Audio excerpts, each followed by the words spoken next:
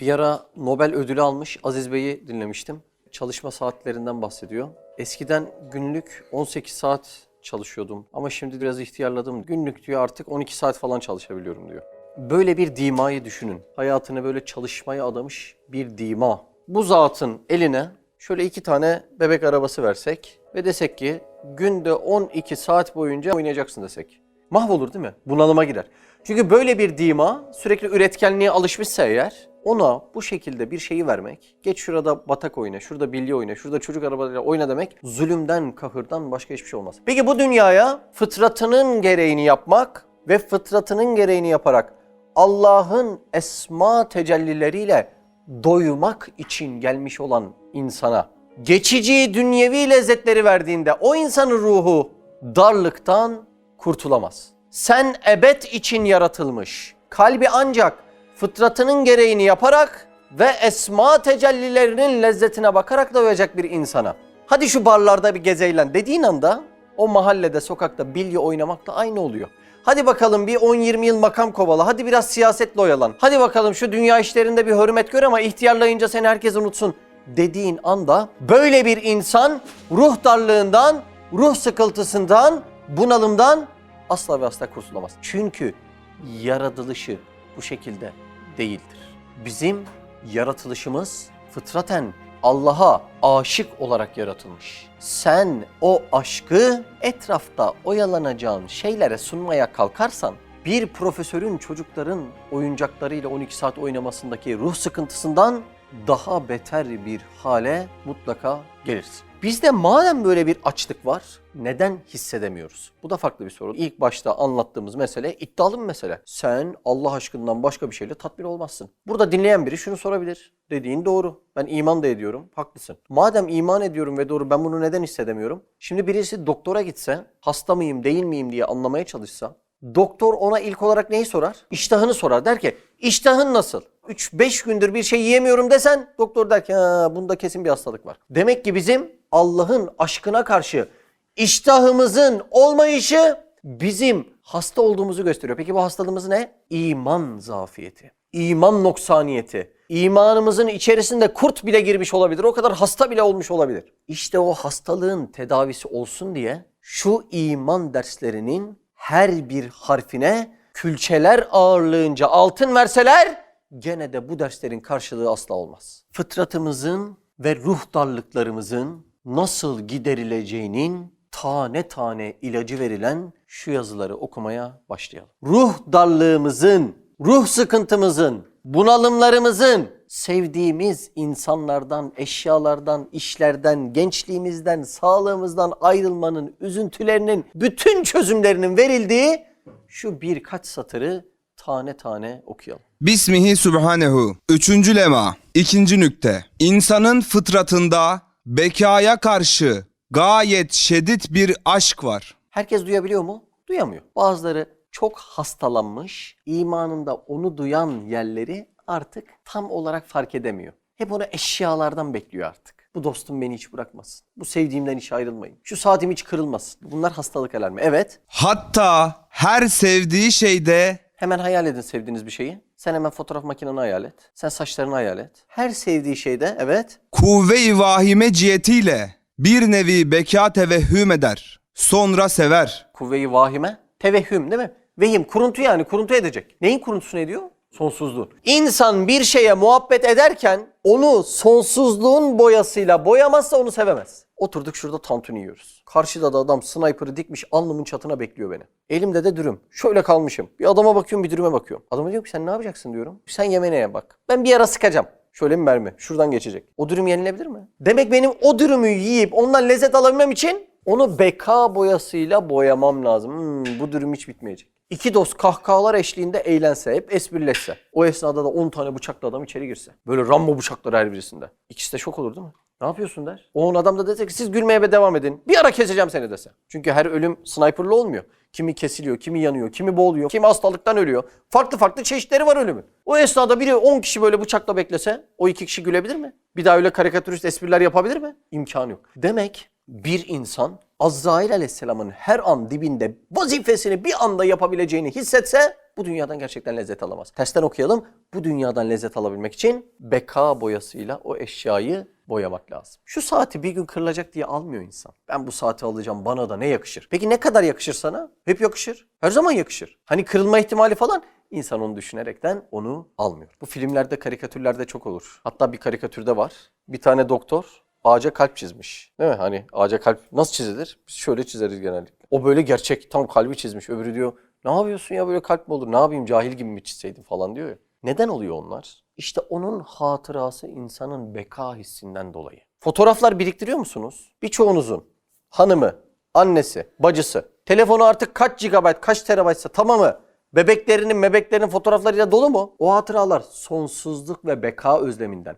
Ben o ana da dönmek istiyorum. Ben o anı da özlüyorum. Ben gelecek anı, geçmiş anı, şimdiki anı hepsini mezcedip aynı anda yaşayıp tatmak istiyorum diyor insan. Demek ki insan dünyevi bir şeyden lezzet alabilmek için sonsuzluğun boyasıyla boyayıp hayır bu benden hiç ayrılmayacak demesi lazım. O yazılan aşk şarkılarının hepsi de bunu çağrıştırmıyor mu? İşte sen olsan yeter, cennete de gerek yok haşa. İşte onlar hep insan bir şeye muhabbet edeceği zaman onun hiç bitmeyeceğini vehmetmezse ondan lezzet alamaz. Bu yüzden. Üstad Hazretleri diyor ki ve madem bakinin ayineleri bakinin rengini, hükmünü alır ve bir nevi bekaya mazhar olur. Kaidemiz şu. İnsanın feda ettiği şey, feda ettiği şeyin hükmünü alır. İnsanın feda ettiği şey, feda ettiği şeyin hükmünü alır. Var mı anlayan? Bir ufak da örneklemek isteyen? Ben kalemimi abi senin için feda edersem sen de bir süre sonra yok olup gideceğinden dolayı bu kalem de seninle birlikte yok olup gidecek. Devam et. Ama eğer ki ben kalemimi sonsuz bir zata feda edersem o da kalemde aynı şekilde sonsuzluk bulacak. Çok güzel. Helal olsun. Tam dediği gibi. Feda ettiğin şey feda edilenin rengini ve hükmünü alır. Şu elimdeki geçici bir şey, doğru mu?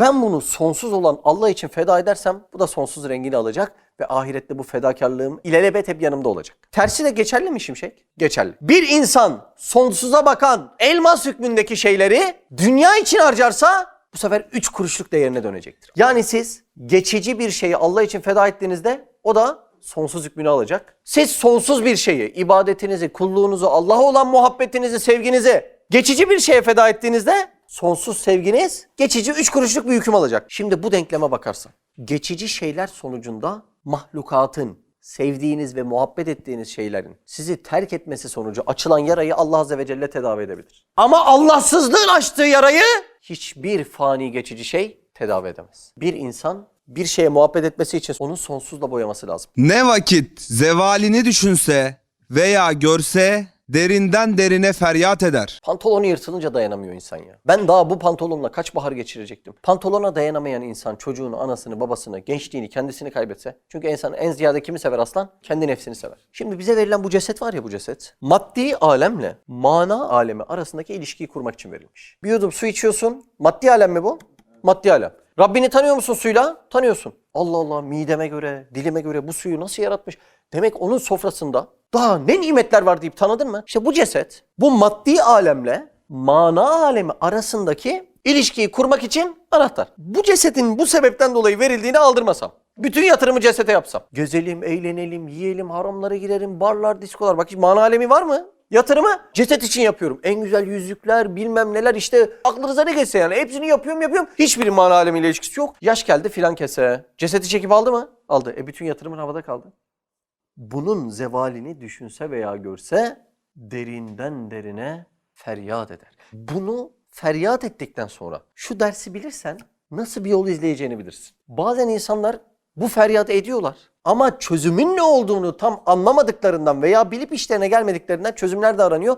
Yine fanide aranıyor. Haramlarda, haram aşklarda, eroinlerde, esrarlarda, kokainlerde, ahlaksızlıklarda, adaletsizliklerde. İnsan kalbindeki bu feryadı susturmadan bu dünyadan lezzet alamaz. Bakalım nasıl susacak, nasıl lezzet alacağız? Buyurun. Bütün firaklardan gelen feryatlar, aşk-ı bekadan gelen ağlamaların tercümanlarıdır. Cümlenin güzelliğine bakar mısınız ya? Bütün firaklardan gelen, yani ayrılıklardan gelen feryatlar. Ya abi dertlisin, ne oldu? Ya sorma ya. Kızımı özledim. Abi dertlisin, ne oldu? Ne olsun ya? Anam Darüsselam'a göçtü. Anasızlık çok zor. Anamı özledim. Ayrılıklardan hep feryat figan var mı?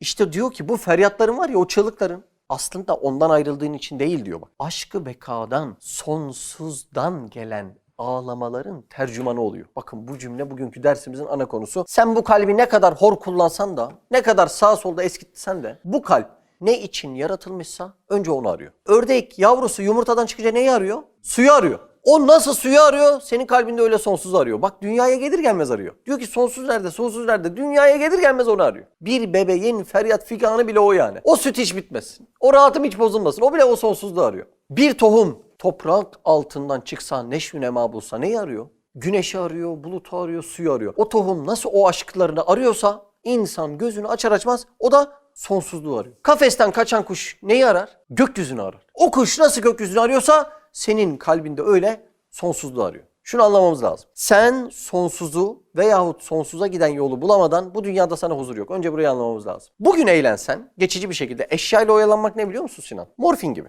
Niye yaptığını bilmiyorsun. Dünyanın en saçma şeyi. Kendine zarar verdiğini de biliyorsun ama o seni mayıştırıyor ya. 3-4 saat düşündürmüyor. O sana yetiyor. Eşyayla oyalanmak da bu şekilde. Bir tanesi diyor ki insanların bu dünyadaki lüks arayışı ne zaman bitecek diyor. Cevap verelim. Hiçbir zaman bitmeyecek. Niye bitmeyecek biliyor musunuz? Çünkü biz ne için yaratılmıştık? Sonsuz için. Sonsuzun alt kümesi nedir? Cennet. Ben cennet için mi yaratıldım? Yo ben bu dünyada cenneti arıyorum o zaman. Ben bu dünyada cenneti arıyorsam benim lüks arayışım hiçbir zaman bitmeyecek. Peki ben bu dünyada cenneti bulabilecek miyim? Zaten bulamadığım için arıyorum ve onu dünyada aramaya devam ettiğim için o dünya cennet değil, cehennem olacak.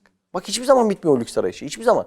Eskiden insanlar her yere yürüyerek giderdi. Daha sonra deve at sırtı, eşek sırtı vesaire katır sırtı devam etti. Ondan sonra tekerlekler bulundu. Ondan sonra ne oldu? Ya bunun üstünü kapatalım oldu. Ya dur buna motor takalım oldu. Ya bu tekerlerin lastiğini şöyle yapalım oldu. Genişletelim oldu. Düz vites araba yaptın ondan sonra. Ya bu konfor yeter mi? O da yetmez. Biz onu otomatik vites yapalım. İnsanın keyfine göre benzinli dizel ayıralım. Biri patlama hızı sevsin, biri arabanın çekişinin kuvvetli oluşunu istesin. 5 kişi bindi mi benim arabam titremesin, dizel olsun desin bir tane. Daha sonra onlar oldu mu? Olmadı. Sarı ampul istemem, led ampul olsun. Ya şu bagajı da elle açmak ağrıma gidiyor. Otomatik düğmeyle olsun. Sürekli düz şeritte gidiyorum yoruluyor. Bunda bir de şerit kontrol olsun. Olsun. Kahve yeri olsun. Buz yapan makinesi olsun. Ya telefonu şarj et şimdi ben telefonu şarj etmeye arabayın abi. Bitiyor mu? Çok açık ifadeyle konuşalım mı? O araba seni gelip yatağından alıp giydirse gene yetmez.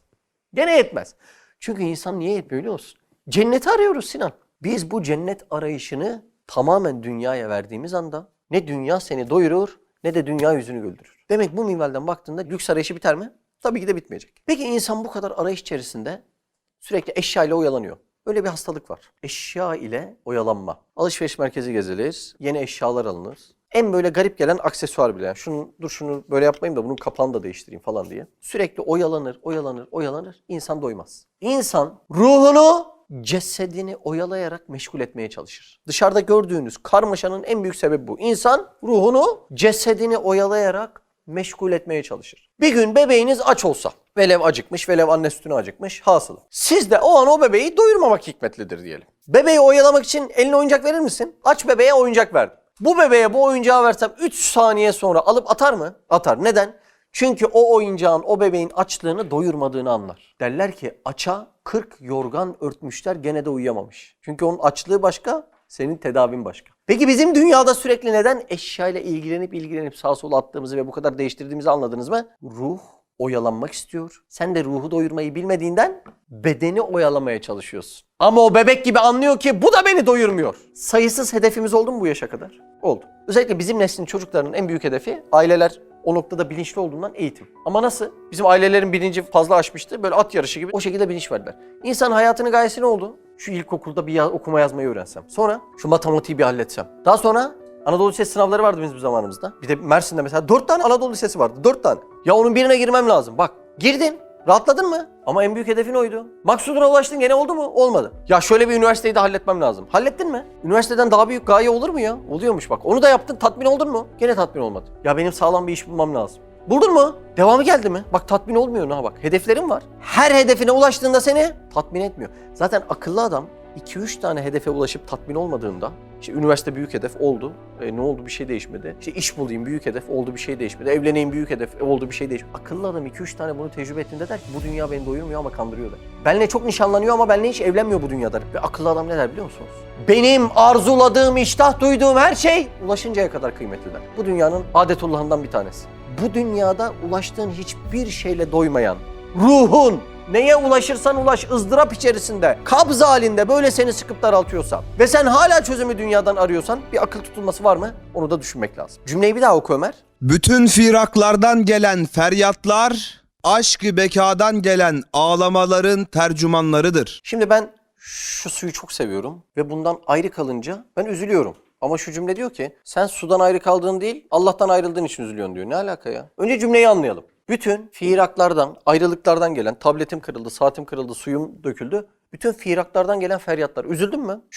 Ya ben içecektim bunu ya. Çat kırıldı. Ya ben bunu daha kullanacaktım. Üzüldün mü? Diyor ki bunlar aşkı bekadan gelen, Allah aşkından gelen ağlamaların tercümanı diyor. Yani sen aslında Allah'tan uzaklaştığın için üzülüyorsun ama bunu ağlıyorsun diyor. Mantık kurabildiniz mi? Kurulmuyor değil mi? Çok zor. İnsanın bu dünyadaki bütün ağlamaları yarım kalan hikayeleri tamamlama çabası. O da bu dünyada olacak bir şey değil. Şimdi şu ayrılıkları biraz açayım. Pantolon yırtılıyor. Ruhun acıyor mu? Acıyor ya. Hele üniversite öğrencisiysen. Zaten 2 pantolon var. 6 ay birini 6 ay birini giyiyorsun. İnsanın içi acıyor bak. Bahar gidiyor. Bahara şiir yazıyorsun. Beli ağrıyor insanın. Sıcak su torbasıyla oturuyor buraya. Gençliğim gidiyor diyor. İnsan hep üzülüyor mu bunlara? Az önceki cümleyi tekrar söyleyeyim. Diyor ki cümle sen bunlara değil Allah aşkına üzülüyorsun diyor. Ne alakası var, ben bunlara üzülüyorum de nefis. Bir konuşturalım bakalım. Bu ağlamaların Allah aşkıyla ne alakası var? Bizim sevdiğimiz ve muhabbet ettiğimiz her şey. Ama bu her şey deyince siz bir şey düşünmeniz lazım. Yoksa havada kalır ders. Saçını düşün, kaşını düşün, çocuğunu düşün. Bizim muhabbet ettiğimiz her şey Allah'ın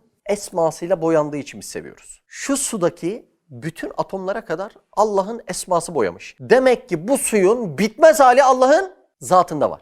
Benim çocuk seviyorum değil mi? İnsan çocuğunu sevmez mi? Böyle tontiş tontiş yanaklarını sıkıyorsun. Allah etmesin ayrılık üzer değil mi? Günlük bile özlüyor insan çocuğunu. İşte imanlı bir kalp diyor ki senin o çocuğunun çok daha fazlası Allah'ın zatında var zaten diyor. Sen bahara üzülüyorsun ya bahar gitti diye. Bahar Allah'ın isim tecellisinin bir sayfası. O bir sayfa yırtıldı diye üzülüyorsun. Ama iman diyor ki, tevhid diyor ki o baharın bitmez hali Allah'ın zatında var. Ne üzülüyorsun diyor. Demek ki ben bahardan ayrı kalmama üzülmüyorum. Ben Allah'ın zatıyla kavuşamadığımdan üzülmüş oluyorum. Ben şimdi gitsem Süleymaniye Camii'nin önünde şöyle bir temaşa etsem. Benim aslında sevip muhabbet ettiğim şey demir beton mudur oradaki? Hayır. Mimar Sinan'ın ruhu oraya yansımış. Yoksa ben niye şu betonu sevmiyorum? Niye şu demiri sevmiyorum da Süleymaniye Camii'ni seviyorum? Neden? Çünkü Mimar Sinan'ın ruhu yansımış oraya. Yani ben Süleymaniye Camii'ni severek aslında Mimar Sinan'ı sevmiş oluyorum. Bakın dolaylı olarak. Tam ben Süleymaniye Camii'ni temaşa ederken, izlerken ya ne kadar güzel yapmış bu Sinan da ya. Mükemmel bir mimar diye orada temaşa etsem. O esnada balyozlar gelse, dozerler gelse Süleymaniye Camii'ni yıkacak. Ama bana diyecek ki Süleymaniye Camii'ndeki betonları, demirleri gramı gramına sana geri vereceğim. Verme arkadaş. Ben o betonu ve demiri sevmiyorum. Ben orada Mimar Sinan'ın ruhunu gördüm. Ben o ruhu seviyorum der üzülürüm, o camiyi yıktırmam. Tam o esnada şurada Mimar Sinan karşıma dikilse. Dese ki Mehmet üzülme buradayım dese ne derim? Yıkın derim. 10 tane daha Süleymaniye olsa 10 taneyi daha yıkın derim. Niye? Çünkü o Süleymaniyelerden binlercesi Mimar Sinan'ın kendinde var. Ben Mimar Sinan'ı bulsam binler Süleymaniye'yi buldum demektir. Yıkın. 10 kere daha yıkın. Niye? Çünkü Mimar Sinan burada. Mimar Sinan buradaysa benim Süleymaniye'den ayrılığım söz konusu değil. Süleymaniye'yi de, Selimiye'yi de, Mihrimah Sultan'ı da hepsi o Mimar Sinan'ın zatında saklı. Şimdi sevdiğim bir şeyden ayrılık yaşadım mı? İşimden, gücümden, bedenimden, gençliğimden. Şu benim bel ağrım, diz ağrım, gençliğimin daha fazlası, sonsuz katı Allah'ın zatında var mı? Var. Ben belimden ayrılmaktan yakınmıyorum. Ben onu sonsuz hayal etmiştim ya. Benim yaram ve aşkım sonsuza, Allah'a karşı. İşte ben Allah'ı tanısam, bilsem, sevsem, desem ki benim ayrıldığım her şeyi onun zatında tamamı var. Bakın birçok dostlarımız, analarımız, dedelerimiz, ninelerimiz nerede? Kabrin öbür tarafında, inşallah Darüsselam'da. Özlüyor musunuz? Özlüyorsunuz. Şimdi imansız bir nazarla baktığında bir daha kavuşmak yok. İmanlı nazarla baktığında biraz dişini sıktıktan sonra sonsuz vuslat var. Niye sonsuz dedim? Ben şu an seninle konuşup aynı zamanda sevdiğim diğer dostumla konuşurken sıra bekliyorum. Orada o sıra bekleme derdi bile yok. Sonsuz vuslat bu demek işte. Her birinizle aynı anda konuşup aynı anda o muhabbetin tadını almak demek. Ben baharın gitmesinden dolayı aslında Allah'ın esmasıyla boyadığı bir sayfanın yırtılmasına üzülüyorum. Bilsem ki o üzüldüğüm ve ayrı kaldığım şeyler Allah'ın zatında var. Demek ki ben aslında dostumdan, sevdiğimden, anamdan ayrı kalmaya değil, o bekadan ayrı kalmaya üzülüyorum. Şu da bunun neyi oluyor? Tercümanı oluyor. Su döküldü mü? Benim içimde sonsuz bir suya özlem vardı. Aslında o çıktı ortaya. Tablet kırıldı mı? Benim içimde buna sonsuz bir özlem vardı. Ben bunu zaten sonsuza boyadığım için sevebiliyordum. Ne oldu? Benim sonsuza olan aşkım çıktı ortaya. Ben gölgesinden, tecellisinden bile ayrı kalmaya dayanamıyorsam, sonsuzun zatından ayrı kalmaya nasıl dayanacağım? Ben tecelli ve gölgesinden ayrılınca üzülüyorsam, ben demek ki bunlardan değil, Mimar Sinan gibi düşünün, sonsuzdan, Allah'ın sonsuz aşkından ayrı kalmaktan üzülüyorum. Ama o an zahirde gözüme bu gözüktüğü için vaveylem çığlığım buna geliyor. Bu bahar dediğin Allah'ın Cemil isminin tecellisi mi? Ben demek ki bahar gitti diye üzülmüyorum. Cemil gitti diye üzülüyorum. Çünkü o baharı yaratan Cemil. Biz o baharı Allah'ın zatından bilmediğimizden bahar kaybolunca eyvah bahar gitti diyoruz. O bahardan Allah'ı görseydin, Allah'ın zatında bitmez baharlar olduğunu anlar, muhabbeti nereye vereceğini anlardın. Muhabbetim Süleymaniye'ye mi olsun, Mimar Sinan'a mı olsun? İşte bunu anlardın. Biz gençliğimizden ayrılırken Allah'ın isimleri mi boyadı benim gençliğimi? Kaşı gözü güzelse Allah'ın isimleri mi? Muhabbeti güzelse Allah'ın isimleri mi? Gençliği, sağlığı, gücü kuvveti yerindeyse Allah'ın isimleri mi? Bir insan bundan ayrılınca o zaman gençliğinden değil, Allah'ın isim tecellilerinden ayrı kaldığından insan ağlıyor. Yani sen Allah'ın zatından ayrıldığından dolayı üzülüyorsun aslında. Onlardan ayrıldığından değil. Bir insan sevdiği şeylerden ve kişilerden ayrılınca üzülüyor mu? Çok iyi anlaştığın dostum. Ayrıldım, üzüldüm. Annem baban gitti, ayrıldım. Geçici bir şekilde inşallah. Üzüldü değil mi insan? Üzüldü. Sağlığınız gitti, saçlarınız gitti. Üzüldünüz mü? Ben ayrıldığım ve öyle deliler gibi muhabbet ettiğim her şeyin Allah'ın zatında olduğunu iman edebilirsem o ayrılıklar beni üzemez. Artık benim dertlerimin tamamı Allah'tan ayrılırsam üzülürüm derdine dönüşür. Ayrıldığın şeyle Allah'ın zatı arasındaki bağlantı tam oldu mu? Bir zaman bir şey anlatmıştım, hatırlar mısınız? Bir tanesi diyor işte ben Allah'ı sevmiyorum, Allah'ı sevmiyorum, Allah'ı sevmiyorum. Sen Allah'ı seviyorsun aslında. Ya sevmiyorum arkadaş, nasıl seveyim ben Allah'ı? Cevaben öyle diyor. Sen Allah'ı seviyorsun ama farkında değilsin. Şimdi bir insan ben Süleymaniye'yi seviyorum ama Mimar Sinan'ı sevmiyorum diyebilir mi? Diyemez. Çünkü Süleymaniye demek Mimar Sinan'ın ruhu demek. Peki bir insan ben aydınlığı, ışığı seviyorum ama güneşin zatını sevmiyorum diyebilir mi? Diyemez. İşte bizim sevdiğimiz ve muhabbet ettiğimiz her şey zaten Allah'ın yaratması. Yani sana Allah veriyor zaten razı edince. Çocuğumu çok seviyorum. Yaratan Allah. Çocuğunu seviyorsan Allah'ı da sevmek zorundasın. Abi işi gücü eğlenmeyi çok seviyorum. Hepsini yaratan Allah. Sen onları seviyor, aslında Allah'ı sevmiş oluyorsun. Bir insan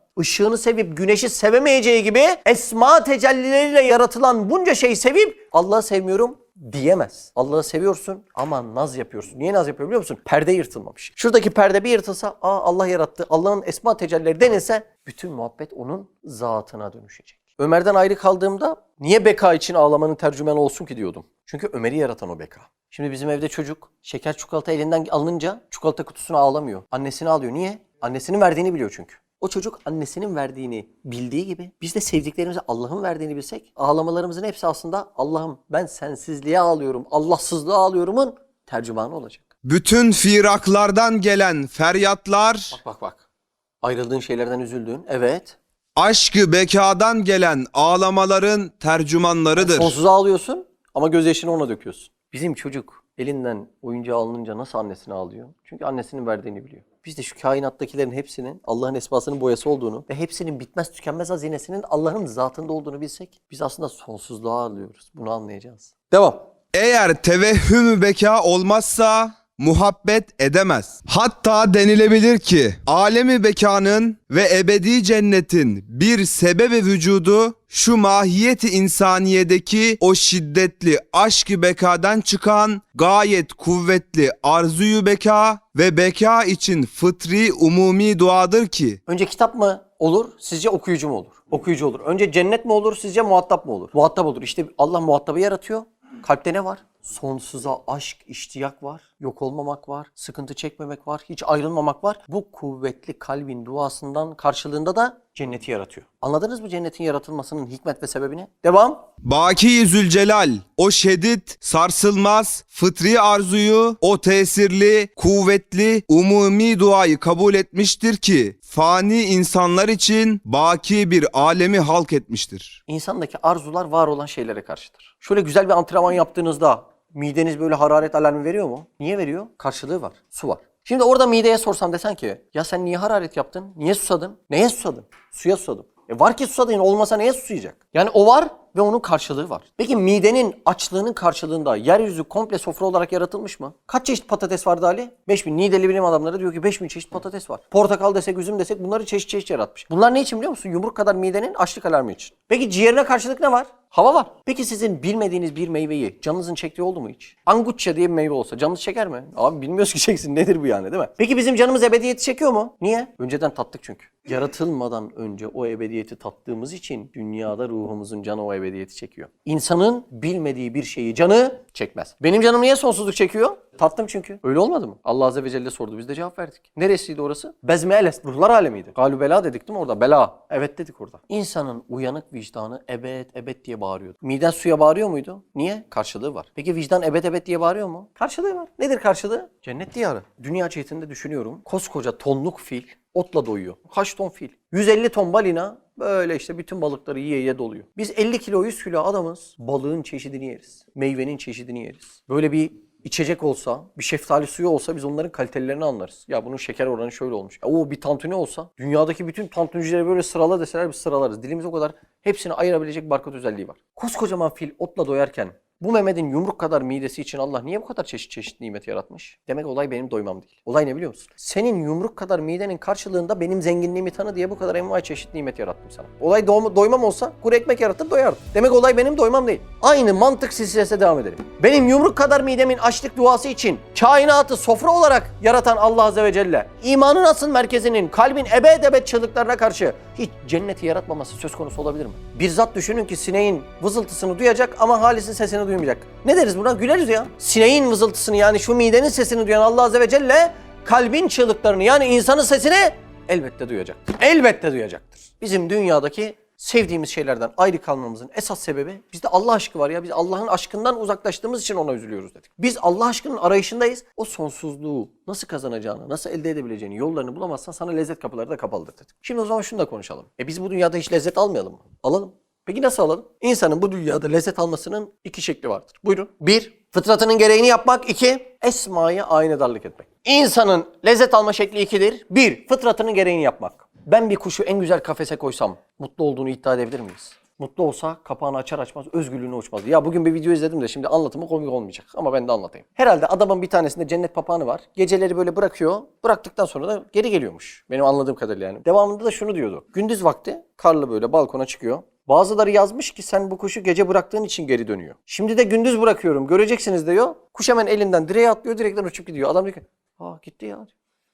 Şimdi kuşun fıtratının gereği bile o kafes değil. Özgürlük arzusu var. Şimdi kuş ne zaman uçsa o zaman mutlu olur. Şimdi bir atı en güzel altından ahır yapıp koysan mutlu olduğunu iddia edebilir misin? At fıtratının gereğini yaptığında yani koştuğunda mutlu olacaktır ki birçok güzel film sahnelerinin başına sonuna hep o atın özgürce koşma sahnelerini koyarlar. Demek insan onu yakalamış. Bir hayvan bile kendi fıtri geleneğini, mottosunu yaptığında ancak mutlu olabilir diye. Şöyle derler. Bir eşek bile yük taşırken kendine has bir lezzet alır derler. Neden? Çünkü o da fıtratının gereğini yaptığından dolayı. Şimdi kainattaki herkes fıtratının gereğini yaptığında mutlu olabilirse bir insan düşünün. Bu dünyadaki asli vazifesini ne için yaratıldığını bulamazsa gerçek mutluluğu yakalayamaz.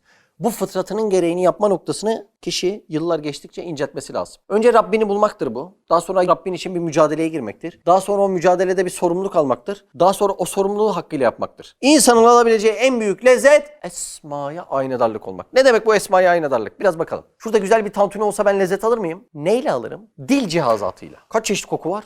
Üf. Kaç paralık var? 3 liralıktan 3 milyarlığa kadar koku var. Bir ara gittim bir taneye de şöyle bakıyordum. Abi dedi koklatayım mı falan dedi. Bilmem ki dedim yani. Güzel mi dedim. Abi bunu Prens Charles kullanıyor. Prens Charles dedi. O gün 2 tane sıktı üstüme. 3 gün gezdim. Kimse demedi ki sen güzel kokuyorsun. Demek Prens Charles kokmamak da güzel kokuyormuş. Öyle bir mantık çıkardı. Şimdi envai çeşit güzel koku var. İnsan bu kokudan lezzet alıyor. Neyle lezzet alıyor? Burun cihazatıyla. İnsanlar neden boğazın dibinde ev alıyor? Gözü bundan lezzet aldığından dolayı. Peki siz bazen odanızı temizlediğinizde de lezzet alıyor musunuz? Neyle alıyorsunuz lezzet? Dille almıyorsun, gözle almıyorsun, kulakla burunla almıyorsun. Neyle alıyorsun lezzeti? Demek içinde Kuddüs esmasına aynedarlık eden bir cihaz var. Bu cihazı çalıştırdığında içinde lezzet veriyor. Sen odanı temizlediğinde Zat-ı Pak olan Kuddüs'e Aynedarlık ettiğinden lezzet alıyorsun. Peki insan tövbe ettiğinde bir lezzet alıyor mu? Yaşıyor musunuz onu? Ya Rab tövbe ediyorsun. Allah Allah kalbim bir rahatladı diyorsun. Neden? Çünkü sen tövbe ettiğinde Kuddüs esmasına mazhar olan bir cihaz çalışıyor ve sana lezzet veriyor. Böyle haksız iki kişi gelse karşına dese ki ya sen bize hakem ol. Sen de onlara hakemlik edip aralarını yapsan. Lezzet alıyor musun o iki adam kalkınca? Çünkü ismi adla tecelli olan içinde bir cihaz var ve o cihaz ondan lezzet alıyor. İnsan güzel bir iş yaptığında, hikmetli bir iş yaptığında. Ya beyler şöyle bir buluşum var elimde ya. Ne işe yarıyor? Ya suyu toprağa döküyorsun tantuni ağacı çıkıyor falan. Oo bir kardeşim benim ya.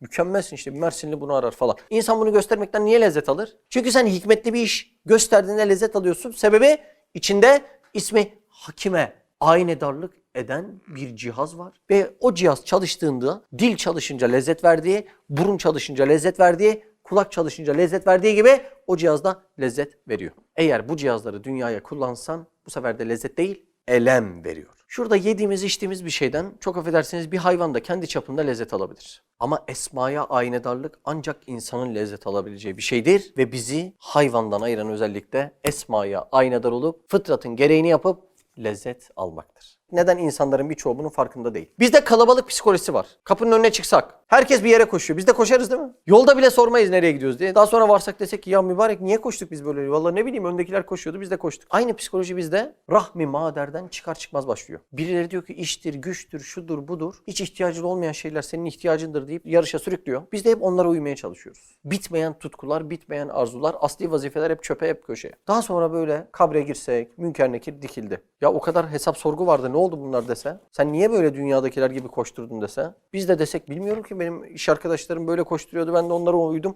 Koşturdum. Sen bu cümlelerle ancak beni kandırabilirsin. Bizi kandırıyorlar zaten böyle. İşim var, gücüm var, şuyum var, buyum var. Ancak bizi kandırırsın. Münker Nekir o işte orada kanmayacaktır. Kalabalık psikolojisinden sıyrılıp Allah'la birebir alakamız ve intisabımız olduğunu anlamak zorundayız. Bizim belki ağır gelecek kalbe anadan, atadan, yardan, öteden hepsinden önce Allah'la birebir öz sorumluluğumuz bulunmakta. Biz bu öz sorumluluğu anlayıp ona göre davranmadıktan sonra bu dünyada cenneti arayıp cehennemi bulacağız. Başka hiçbir şey olmayacak. İhlasın karşılığı bir zat söyleyin desek kimi söylersiniz? Efendimiz Muhammed Mustafa Aleyhisselatü Vesselam. Ama onun sözünün de tesir etmediği olmuş. Ebu Cehil'e tesir etmemiş. Ebu Talib'e tesir etmemiş. Bu neyi gösteriyor biliyor musunuz? Siz öncelikle ilk birinci sırada Allah'la ilişkinizi düzeltmezseniz peygamberin mesajı bile size çare olamaz. Çok ince bir sır. O yüzden biz ilk bütün dertlerimizi, ilgimizi, konsantremizi Allah'ı razı etmekte toplayıp tevhide ulaşmak zorundayız. O noktada ulaşmak zorundayız. Beyhaki'nin kitabından hadis rivayeti var. Hadis şöyle geçiyor. Kim bütün dertlerine, bütün dert ne oluyor? Elektrik, su, iş güç, geleceğim, sağlığım hepsini. Bunlar boşuna yaratmıyor Allah bu dertleri. Boşuna yaratmıyor yani. Bunlar ahiret imtihanı dışında değil. İçinde olan dertler. İçinde, o da içinde, hepsi içinde. Kim bütün dertlerini tek bir dert yaparsa, Allah Azze ve Celle derdi yaparsa, Allah o kulun hem dünya hem ahiret dertlerine kafi gelir. Kim tek yapması gereken derdi dağıtırsa, Allah o kulun hangi vadide helak olduğunu aldırmaz. Hadi bakalım devam edelim. Hadi. Ahiretimiz bu kadar yarım yamalak. Hadi o dükkanlardan çıkmamaya devam edelim. Ulaştığımızda bizi doyurmayacak, tatmin etmeyecek hedeflerden onların peşinde koşturmaya devam edelim. Bizim öz sorumluluğumuz Allah'a. Bu dünyadaki eksiklerle bu dünya biter. Ama öz sorumluluk olan Allah Azze ve Celle'yi çözemezsek bizim sonsuzlukla hesabımız bir türlü bitmez. O yüzden inşallah tek ve esas derdimizi Allah kendisi yapsın ve bizi yerken, içerken, bazen şöyle sokakta 2 adım yürürken bile hep ve tek Allah Azze ve Celle'yi düşünür halde yaratsın inşallah. Subhaneke la ilme lena illa ma allamtena inneke entel alimul hakim ve ahiru davan elhamdülillahi rabbil alemin. El Fatiha ma salavat. Şimdi 40. Hoca da bir gün böyle merhum ders yapıyormuş birilerine. Ona bir gün demişler ya sen hep diyorsun işte kulla Allah'ın arası bozuk, kulla Allah'ın arası bozuk falan. İşte kul Rabbini tanıması lazım, Rabbini tanımadan olmaz. Madem öyle sen aralarına niye giriyorsun demiş ya. O demiş araları bozuk diye böyle yani onu yapmaya çalışmış. Bu derslerde inşallah 10 evden olur ya inşallah.